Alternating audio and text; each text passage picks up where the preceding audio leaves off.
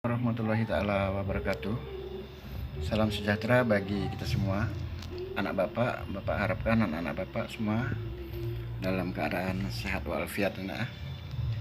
Kurangi kegiatan di luar rumah dan tetap semangat. PPKN kita pertemuan ini membahas tentang hakikat demokrasi.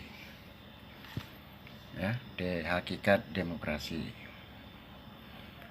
Bapak ulangi lagi pelajaran minggu yang lalu bahwa kata demokrasi itu berasal dari bahasa Yunani,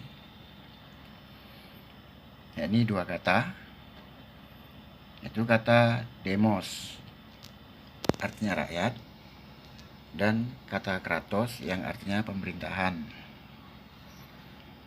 Jadi diindonesiakan menjadi pemerintahan rakyat.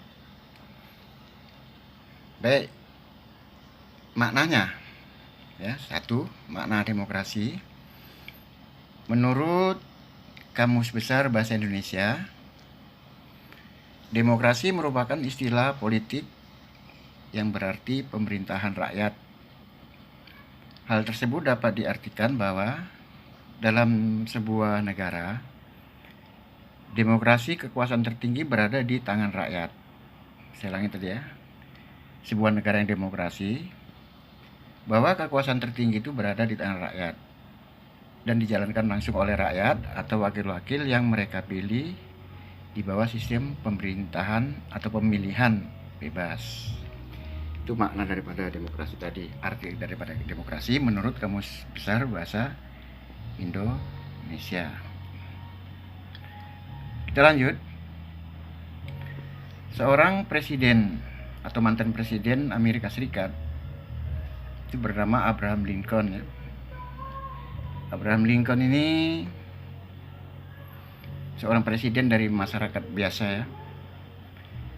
Dalam pandangan Abraham Lincoln, demokrasi adalah suatu sistem pemerintahan dari rakyat, oleh rakyat, dan untuk rakyat.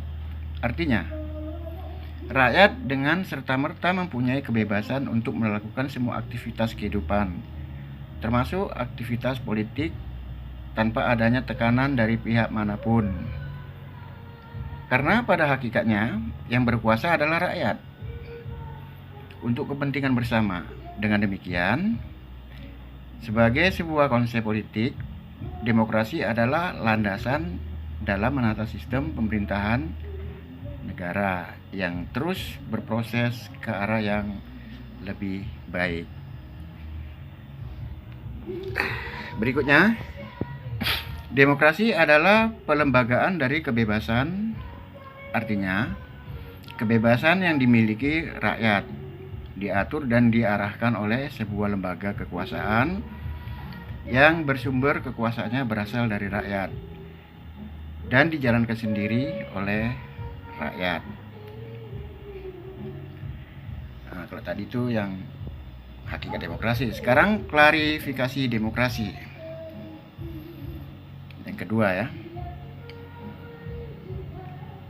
ada 3 klarifikasi. Yang A, demokrasi berdasarkan titik beratnya, yakni demokrasi formal, yaitu sumber demokrasi yang menjunjung tinggi persamaan dalam bidang politik tanpa disertai upaya untuk mengurangi atau menghilangkan kesenjangan dalam bidang ekonomi. Bentuk demokrasi ini umumnya dianut oleh negara-negara liberal. Jadi kebebasan individu yang diutamakan di sini mengenai kesenjangan ekonomi ini nggak diatur. Siapa saja bebas melakukan ekonomi. Jadi bisa saja nanti yang kaya makin kaya, yang miskin makin miskin. Itu demokrasi formal. Sekarang yang kedua, demokrasi material, yaitu demokrasi yang dititikberatkan pada upaya menghilangkan perbedaan di bidang ekonomi, sedangkan persamaan dalam bidang politik kurang diperhatikan, bahkan kadang-kadang dihilangkan. Bentuk demokrasi ini dianut oleh negara-negara komunis. Nah, ini maksudnya begini, tidak ada yang kaya makin kaya, tidak ada miskin makin miskin di sana di negara ini. Semua disamaratakan. Itu di ekonominya. Jadi nggak ada ini milikku, ini milikku, ini milikku, nggak ada. Yang ada hanyalah milik negara. Nah, di bidang politik itu dikurangi haknya. Jadi nggak boleh kita berdemokrasi, nggak boleh kita menuntut hak, nggak boleh kita menuntut tentang pengaturan pemerintahan, itu nggak boleh. Itu negara-negara komunis, contohnya negara Rusia, negara China, negara Korea Utara. Dan yang ketiga, demokrasi gabungan, yaitu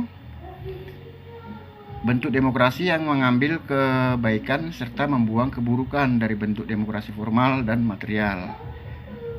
Bentuk demokrasi ini dianut oleh negara-negara non-blok. Negara non-blok itu masuk Indonesia, ya, masuk juga nanti ada Malaysia, itu non-blok, tidak memihak blok barat, tidak memihak blok timur. Saya kira sampai di sini aja dulu anak-anak ya, keterangan kita. Minggu depan akan kita lanjutkan ke bentuk yang lainnya.